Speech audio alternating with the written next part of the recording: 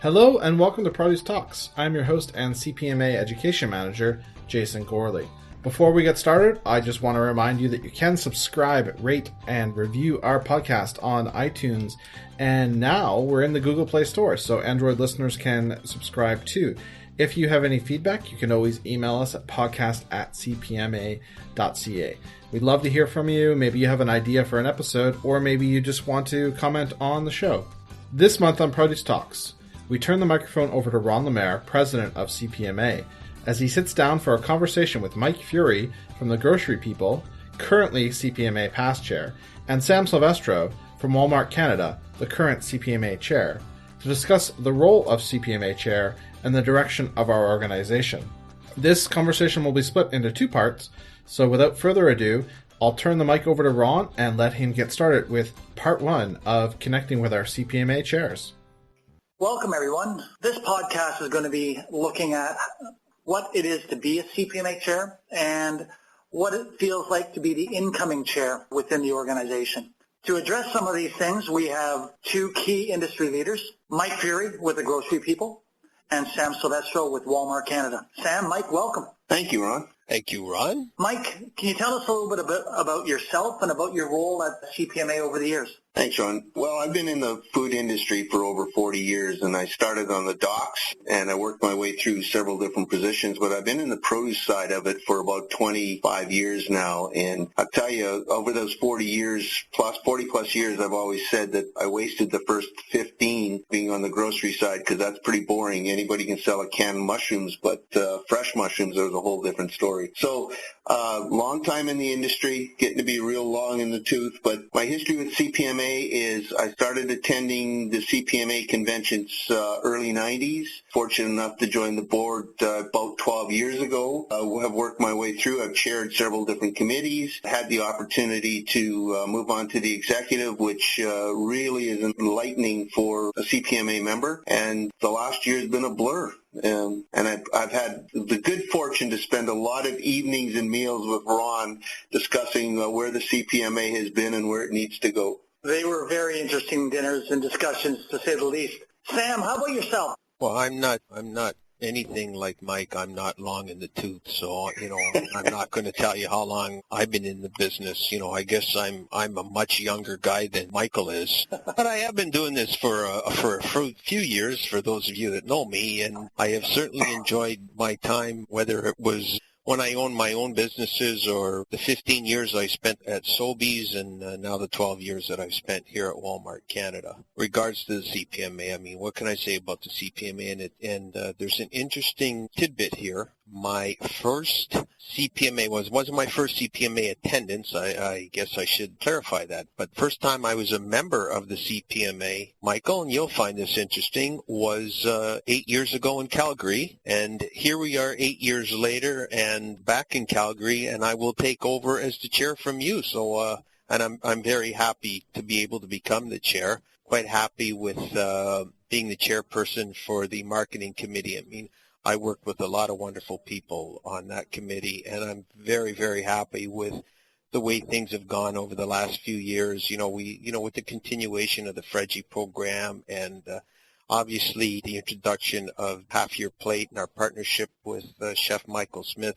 These are all wonderful things that we continue to do at the CPMA. In your opinion, over the last few years, and maybe going back to when you first came on to the CPMA Board of Directors, what do you think has been the biggest change that you've seen in our industry? Mike, maybe we'll start with you. When I first came onto the board, the purpose of the CPMA appeared to be much more in the marketing and connecting with other members of the industry and networking, which still continues today. I mean, it's still a major part of it, and that's one of the reasons that our convention has been so successful. But what I've really noticed is the last few years is the importance of our other committees and how the consumers are starting to drive our industry to sustainability, the local programs, recyclables, all of those things have become a forefront for our consumers. So each of our members are striving to achieve those goals. And I think that's probably one of the biggest shifts I've seen in the CPMA in the last 12 years. Sam, what are your thoughts? What big changes have you seen over the last few years that you've been part of the CPMA? there's a couple things. There's obviously more than a couple, but I think the two biggest changes that I've seen, and especially just in the last year, Michael, I just want a big call out to say thank you, but I have really seen some major inroads, gentlemen, with the government. I think I'm not saying we're there, but we have certainly opened some doors, and I continue to see more doors opening. I mean, and that was not the case when I first joined as a board member of the CPMA. That's one wonderful thing that's going to help our industry and help our CPMA partners. The other thing, and Michael, I think you may agree with me on this, is social media and the amount of effect that's had on both the consumption of fruit and vegetables, but also in the awareness of the CPMA and the help that we're giving to enhance healthy eating and a healthy lifestyle. Sam, you bring up a good point. Social media is changing all of our businesses. As an association, we tend to have to read and react to where the industry is going very quickly. And with social media, it's a tool to enable us to do that, but also one of those double-edged swords. It forces us because it makes information flow so quickly that we sometimes are caught to react to things that are moving beyond the speed sometimes we're able to move. Ron, I agree, and it is a double-edged sword, but I guess the nice part of the sword is you are correct. It's moving quick, but it also does give us the opportunity to answer quickly. Totally agree. Because, back in the day, if something came out on a radio program or on a TV program or a news program saying this, and this, when in reality that really wasn't the truth, it does give our organization, our association, the opportunity to respond immediately to those accusations or things that may not be 100% true. So that's the one thing that I've really found that is changing our business. I agree with both of your comments that it's really changed, and the part that's nice is trying to get out in front of the misinformation that's been put out there. The facts are always available, but that's not what everyone reads. Interestingly enough, I had a conversation yesterday with a consumer who reached out because she had been misled with some information regarding GMO, and so I had to give her some direction as to where she should reach out to get information that didn't appear to be something that I was selling. And I don't mean as in the commodity as I mean in the topic of GMOs. So it's trying to make sure the consumers are getting factual information, not just something somebody has posted on the net. And now it's time for a quick break of the conversation to hear from our sponsor. And I'm joined by Ray from Nature Fresh. So Ray, I understand it's a very busy time of year in the greenhouse industry in general. And so what's life like at Nature Fresh right now? Everything is firing on full cylinders right now. Every commodity and every category is in full swing at Nature Fresh Farms. In our greenhouses, peppers, tomatoes, cucumbers, and especially tomatoes can be found in many markets within Canada and within Southern Ontario especially. Quality and taste and flavor is at its finest right now. Consumers will find an array of activity occurring at the retail stores over the next 3 to 4 weeks with in-store promotions, activity being executed by the Ontario Greenhouse Growers Association in conjunction with the retail support. Watch out for your local grower at the retail stores and say hello to them. They're out there promoting their product during a busy time of the year. And back to the conversation. This all does flow back directly into your role as chair of CPMA. All of these things play an immediate role to how you react as the association's leadership. When we sit down and start looking at the actual function of chair within CPMA, Mike, you've had a year under your belt to see what it is all about. And Sam, the road is starting to unfold for you coming out of this convention. I guess, Sam, I'm going to start with you on a question that comes back to, as you come into your role as chair, what do you see as that role being? Ron and Mike, I think what the role is to continue the great work that my predecessors have laid before me and to continue to drive the awareness of the consumption of fruit and veg, to give the consumer what the health benefits are that are associated with the healthy eating. Let them know that what it is that we're selling is good for them. It's true, Michael, what you said. We have to make sure that they're getting the true facts and not things that are made up or that seem to associate themselves with our industry, which is really not true. It's an important part that we get people to eat healthy. It's going to bring health costs down. It's going to give people longer lives, better lives. It's so important, and we're such a big part of that. We just need to continually get that message out. And, it's also assisting the partners, our members, whether they're the farmer or like Mike and I on the retail side, helping them with the government relations, as I said earlier, and the amount of work that, Michael, you've done this year, and Ron, you've done, and we've all done as members, opening up that and helping everyone with those relationships. And I think the last thing that I'd like to point out, the work that Eric Biddiscombe and the Education Committee has done in developing learning modules so that we're giving everybody the opportunity to learn and gain more knowledge in the produce industry.